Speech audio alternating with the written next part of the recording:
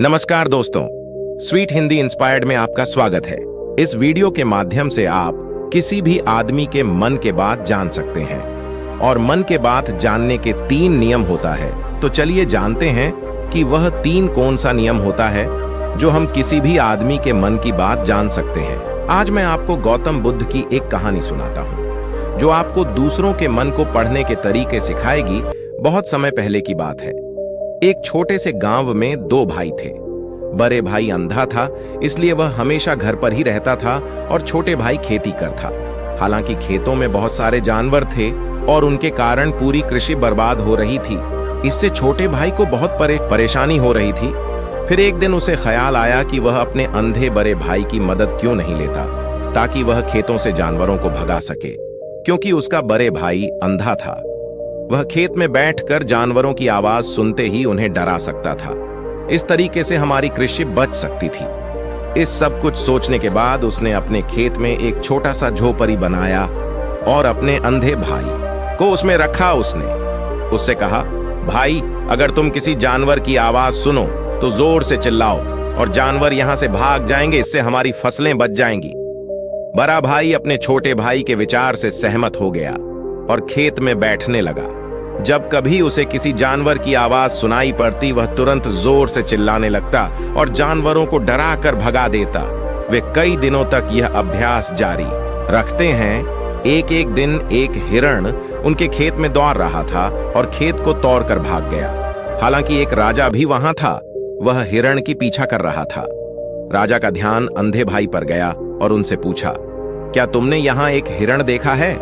जवाब में अंधे भाई ने कहा, मैं अंधा हूं, मैं कैसे हिरण देख सकता हूं? पर मैं तुम्हें इतना बता सकता हूं कि मेरी खेत से जो जानवर भाग गया है वह आपकी पीछा करने लायक नहीं है। आप अपना समय बर्बाद कर रहे हैं। उस अंधे के शब्दों से राजा चौंक गया। उसे आश्चर्य हुआ कि अंधा यह कैसे कह सकता है कि जो हिरण मैं ढूंढ रहा हूं वह पीछा करने लायक नहीं है। तब राजा ने अंधे से कहा, क्या तुम मुझसे झूठ नहीं बोल रहे? एक और तुम कहते हो कि तुम अंधा हो और दूसरी ओर तुम ये दावा करते हो कि वह जानवर जो यहां से भाग गया है मेरे पीछे पड़ने के लायक नहीं है। फिर अंधा भाई ने कहा, ओ राजा, वह प्राणी जिसे तुम हिरण समझ रहे हो वह वास्तव में हिरण नहीं है। वह एक मादा हिरण है और मेरे ज्ञान के अनुसार वह गर्भवती है। मैंने कभी सुना नहीं है कि कोई राजा एक गर्भवती मादा हिरण की शिकार करता है। इसलिए मैं तुम्हें यह कह रहा हूं कि वह तुम्हारे पीछे पड़ने के लायक नहीं है। तुम्हें उसकी पीछा करने में अपना समय बर्बाद नहीं करना चाहिए। यह सुनकर राजा और भी हैरान हुआ। उसे समझ में नहीं आया कि अंधा यह कैसे जान सकता है कि वह गर्भवती मादा हिरण है। उसने सोचा कि कैसे एक अंधा यह जान सकता है मैं जिस हिरण की शिकार कर रहा हूं वह क्या गर्भवती है या नहीं। इस अद्भुत अंधे का इतना आत्मविश्वास के साथ कैसे कह सकता है? इसलिए मुझे इसे जांच करना होगा। इसलिए राजा ने सत्यता जानने का निश्चय किया और अपने कमांडर से कहा, कमांडर, मुझे चाहिए कि वह प्राणी जिंदा रहे, क्योंकि मुझे जांच करना है कि यह वाकई एक गर्भवती मादा हिरण है। यह अंधा आदमी इतनी आत्मविश्वास के साथ कह रहा है और मुझे यह सुनिश्चित करना है। जाओ और जांच की क्या वह एक गर्भवती मादा हिरण है। राजा के आदेश पर कमांडरों ने हिरण को खोजने करने के लिए चला गया। कुछ समय बाद जब वह लौटे तो राजा से कहा, राजा, यह अंधा आदमी पूरी तरह से सही कह रहा है। वह वाकई एक गर्भवती मादा हिरण है। इस सुनकर राजा हैरान हो गया। उसे समझ में नहीं आया कि यह अंधा आदमी कैसे जान सकता है कि वह गर्भवती मादा हिरण है। राजा के मन में कई सवाल उठे। आखिरकार राजा ने इस पर पूरी तरह से समझौता करने का निश्चय किया और अंधे से कहा, सुनो, मुझे यह नहीं पता कि तुम सचमुच अंधे हो या नहीं, लेकिन मैं तुमसे एक सवाल पूछने आया हूं। क्या तुम मेरे सवाल का सही जवाब दोगे? जवाब में अंधे ने कहा, राजा, आप मुझसे जो भी पूछना चाहेंगे मैं आपको सच्चाई से जवाब दूंगा। राजा ने कहा, देखो, एक और तुम कहते हो कि तुम अंधे हो और दूसरी तरफ तुमने मुझे कहा कि मैं जिस जानवर की मैं पीछा कर रहा था वह गर्भवती मादा हिरण है, और साथ में तुम्हें यह भी मालूम है कि तुम्हारे खेतों में जानवर कब आते हैं और कब जाते हैं। तुमने यह सब कैसे अनुमान लगाया? तब अंधा आदमी ने समझाया, सर, जब आप उस मादा हिरण की पीछा कर रहे थे तो उसकी गति और दौड़ते हुए आवाज से ही मुझे पहले से ही समझ आ गया था कि यह हिरण है। और मेरी खेत की बांध काफी छोटी थी, उसकी ऊंचाई ज्यादा नहीं थी। अगर यह सामान्य हिरण होती तो वह आसानी से उस बांध को पार कर सकती थी, लेकिन वह हिरण ने उस बांध को तोड़कर भाग लिया था, और यदि वह बांध पार करने की कोशिश करती तो उसके संतान को खतरा होता। इसलिए मुझे समझ में आ गया कि वह गर्भवती है। इस व्याख्या को सुनकर राजा अंधे के विशेष ज्ञान और कौशल को देखकर चौंके हुए हैं। वह समझता है कि यह व्यक्ति अंधा होने के बावजूद अनु की जानकारी और क्षमताओं से संपन्न है। राजा इसका लाभ उठाने निश्चय करता है और अंधे से एक और सवाल पूछता है। राजा कहते हैं, तुम बुद्धिमान हो और तुम्हारी कई बातों की गहरी समझ लगती है। आज मैंने तुम्हें यहां बुलाया है ताकि जान सकूं कि मेरी पत्नी मेरे प्रति विश्वासी है या नहीं। अंधा आदमी जवाब देता है, ओ राजा, यह कैसा सवाल है?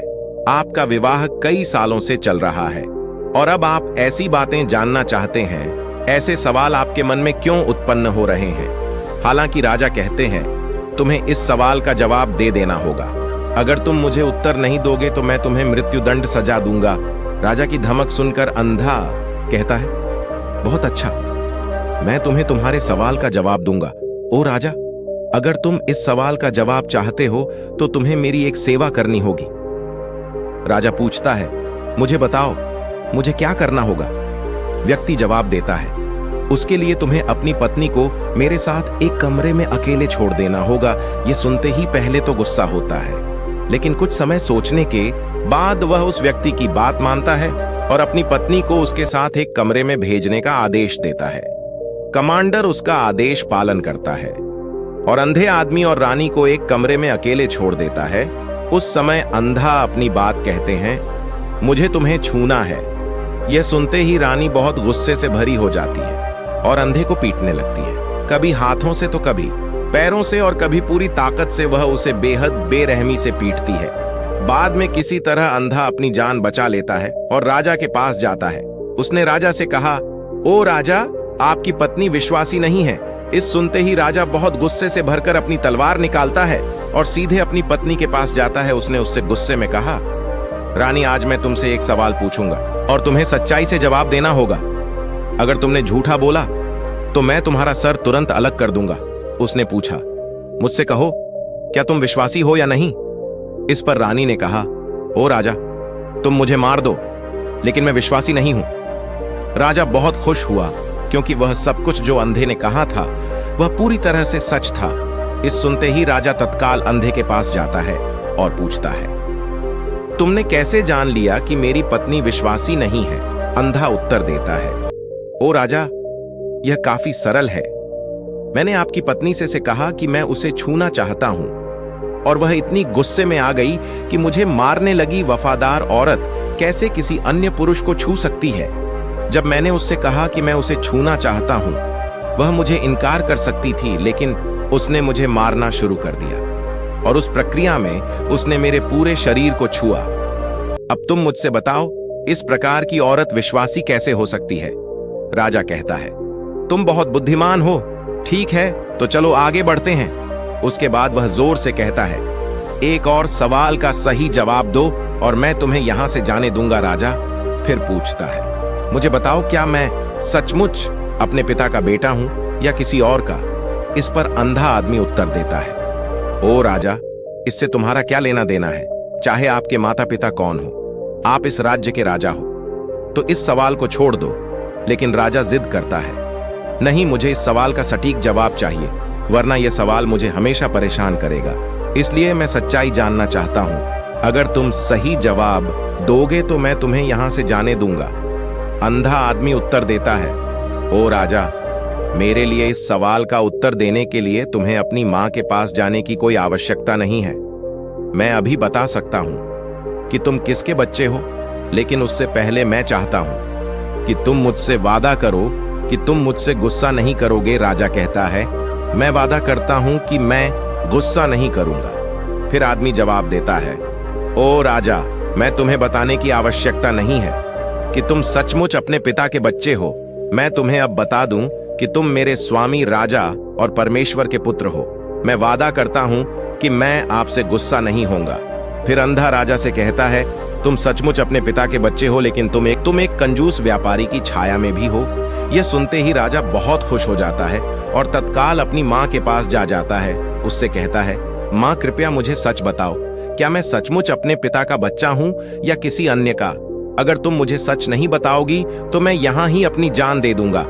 मुझे सच बताओ क्या है? राजा की माँ कहती हैं, पुत्र तुम सचमुच अपने पिता का बच्चा है, लेकिन तुम एक कंजूस व्यापारी की छाया में भी हो। जब मैं नहाकर अपनी आवश्यकता अनुसार देख रही थी तो मैंने तुम्हारी ऊपर कंजूस व्यापारी की छाया देखी। ये सुनते ही राजा बहुत खुश हो जाता है और तत्काल ही अंधे के पास लौटता उससे पूछता है, तुमने कैसे जान लिया कि मेरी ऊपर कंजूस व्यापारी की छाया थी? अंधा जवाब देता है, ओ राजा, आप मुझसे कई सवाल पूछते हैं और मैंने सभी के सही उत्तर दिए हैं। अगर आप कोई अन्य राजा होते तो मैंने अब तक कई पुरस्कार प्राप्त कर लिए होते, लेकिन आपने मुझे कुछ नहीं दिया। मैंने अब तक एक भी पैसा नहीं लिया है। इसी से मैंने अनुमान लगाया कि आप बहुत कंजूस हैं। यह सुनकर राजा हंसते हुए कहता है, जो भी तुम मांगो मैं जरूर दूंगा, लेकिन मुझे बताओ तुम कैसे जान लेते हो क्या सही है और क्या गलत, और तुम इतने सटीक और निष्कलंक उत्तर कैसे दे सकते हो? अंधा आदमी कहता है, ओ राजा, मैं प्राकृतिक रूप से अंधा हूं। अगर मेरी आंखें होती तो मैं किसी के विचारों को आसानी से समझ सकता। मन का अपनी भाषा होती है और इस भाषा को किसी के शरीर की क्रियाओं में देखकर समझा जा सकता है। व्यक्ति की आंखों, होठों काम करने के तरीके और उनकी गतिविधियों को देखकर हम समझ सकते हैं कि उसके मन में क्या चल रहा है। इस पर आधारित हम किसी की विचारों को जान सकते हैं, लेकिन मैं अंधा हूं, इसलिए मुझे क्रियाओं के माध्यम से जानना पड़ता है। अगर मुझे कुछ जानना होता है तो मैं अगले व्यक्ति को कार्य सौंपना पड़ता है। देखना होगा कि वह कैसे काम करता है और उसके आधार पर मैं समझ सकता हूं कि उसके मन में क्या चल रहा है। इसे सुनते हुए राजा पूछता है, क्या इसका मतलब है कि मैं भी किसी के विचारों को जान सकता हूं? इस पर वह अंधा आदमी कहता है, हे राजन, अवश्य आप भी किसी भी व्यक्ति के मन की बात जान सकते हैं, किंतु उससे पहले आपको अपने ऊपर काम करना होगा और वह काम है अपने मन को शांत करना। सबसे पहले तो आपको अपने मन को वर्तमान में लाना होगा, जिसके लिए मैं आज आपको 3 तरीके बताने वाला हूं। और ये तीनों ही तरीके बड़े ही आसान और सरल हैं, जो आप आसानी से सीख जाओगे। किंतु हे राजन, उससे पहले आपको एक काम करना होगा, अपने मन को एकाग्र करना होगा। जब हम अपने मन को एकाग्र करते हैं या अपने मन को वर्तमान में लाते हैं तो हम दूसरे के मन की बात जान सकते हैं, क्योंकि वह आदमी अभी भी अपने मन में वर्तमान में ही सोच रहा है और हमें भी मन को वर्तमान में ही लाना होगा, तभी हम उसके मन की बातें जान सकते हैं। यदि हम अतीत में हुई घटनाओं के बारे में सोच रहे हैं तो वह जो अगला आदमी वर्तमान में सोच रहा है, वर्तमान में अपने मन में बात कर रहा है, वह हम कैसे जान पाएंगे? क्योंकि हम तो अतीत की घटनाओं में डूबे हुए होते हैं। इसलिए हमें सबसे पहले किसी दूसरे व्यक्ति के मन की बात जानने के लिए सबसे पहले हमें हमारे मन को एकाग्र करना होगा, उसे वर्तमान में लाना होगा। वह अंधा लड़का है, हे राजन, जो 3 तरीके मैं आपको बताने वाला हूं, इन 3 तरीकों से आप भी बड़ी आसानी से किसी के भी मन की बातें जान सकते हैं। उसके बाद वह अंधा आदमी राजा से कहता है, हे राजन, जो सबसे पहला तरीका है वह है आंखों पर ध्यान देना। किसी व्यक्ति से बात करते वक्त उसकी आंखों पर ध्यान देना जो बहुत ही जरूरी है कि आंखें बोलती तो नहीं है, पर वह हमें बहुत कुछ कह जाती है। यदि हम किसी व्यक्ति की आंखों के इशारों को समझना सीख जाए तो हम यह जान पाएंगे कि व्यक्ति के दिमाग में क्या चल रहा है, वो क्या सोच रहा और अभी वह क्या करने वाला। मेरे पास आंखें नहीं, लेकिन मैंने अपने गुरु से यह विद्या सीखी है, क्योंकि बहुत सालों पहले मेरे पास आंखें थीं और मैं उस वक्त लोगों के मन की बातें केवल उनकी आंखों से ही जान लेता था। इसलिए यदि आप भी दूसरों की मन की बातें जानना चाहते हैं, जब वह व्यक्ति बोलता हो तो आपको भी उनकी आंखों पर गौर करना चाहिए, जैसे कि वह कब, कहां और किधर देख रहे हैं। यदि उसकी आंखें यहां वहां घूम रही हैं, जब आप उससे बातें कर रहे हैं तो वहां वह इधर उधर मोड़ रहा है, कभी ऊपर तो कभी नीचे या कभी आसपास। या फिर खुश नजर आ रही है या फिर निराश नजर आ रही है, जैसे कि चोर होता है उसकी आंखों में। जब हम देखते हैं तो हमें यह पता चलता है कि अगले आदमी ने कोई गलती की है। ठीक उसी प्रकार जब हम किसी चालाक व्यक्ति की आंखों में देखते हैं तो आपको पता चलेगा कि उसकी आंखों में एक भाषा होती है। यदि आपको यह पता लगाना है कि सामने वाला व्यक्ति आपसे झूठ कह रहा है या फिर सही, तो आपको उसकी आंखों पर ध्यान देना अति आवश्यक है। यदि आपसे बात करते वक्त वह व्यक्ति अपनी आंखें यहां वहां घुमा रहा है, ऊपर नीचे इधर उधर दाएं बाएं हर जगह देख रहा है, तो इसका मतलब यह हुआ कि वह आपके बात में उसको कोई रुचि नहीं है या वह आपका बात सुनना पसंद नहीं करता है और वह उस बात से निकलने का कोई रास्ता ढूंढ रहा है। यदि सामने वाला व्यक्ति आपसे कुछ झूठ कहने का प्रयास कर रहा है तो वह आपसे नजर नहीं मिलाएगा। वह यहां वहां देखेगा, ऊपर नीचे देखेगा, लेकिन वह आपकी आंखों में आंखें डालकर कभी नहीं देख पाएगा, क्योंकि उसे डर है कि यदि उसने आपकी आंखों में आंखें डालकर कर देखा तो उसका झूठ पकड़ा जाएगा और लोगों को सच्चाई का पता चल जाएगा। और इसी प्रकार कुछ और भी भाषाएं होती हैं। जब आप किसी की आंखों में आंखें डालकर यह देखना शुरू कर देंगे कि उसके हाव भाव क्या है, ठीक उसी प्रकार चेहरे के हाव भाव होते हैं, जिससे हम मन की बातें बड़ी आसानी से समझ सकते हैं और इन्हें भी समझना बहुत जरूरी है। कभी कभी कोई व्यक्ति अपने चेहरे से जैसे आंख, होंठ और बहुत से कुछ अलग अलग व्यवहार करता है।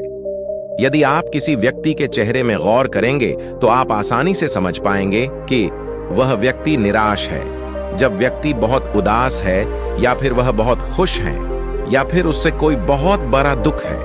वह अपने अंदर क्या महसूस कर रहा है, ये सारी बातें हम उसके चेहरे के हाव भाव से पता कर सकते हैं। फिर चाहे इंसान जुबान से कुछ बोले या ना बोले, लेकिन आप उसके चेहरे से सब कुछ पता कर सकते हैं। आगे व्यक्ति राजा से तीसरा तरीका बताते हुए कहता है, हे राजन, इसी प्रकार तीसरा तरीका से भी आप दूसरों के मन की बात जान सकते हैं, और वह है हाथों के इशारे और शरीर का व्यवहार। मन की बात समझने के लिए हमें हाथ के इशारे और शरीर के व्यवहार को समझना बहुत आवश्यक है। कोई व्यक्ति जब बात करता है तो आपने देखा होगा कि वो अपने हाथों को हिलाता रहता है, अपने हाथों से इशारा करता रहता है, और वह बातों के साथ साथ अपना बॉडी लैंग्वेज का भी पूरा उपयोग करता है, जिससे हमें यह पता चल पाता है कि वह व्यक्ति हमारी बातों पर कितना ध्यान दे रहा है और उसके मन में क्या चल रहा है।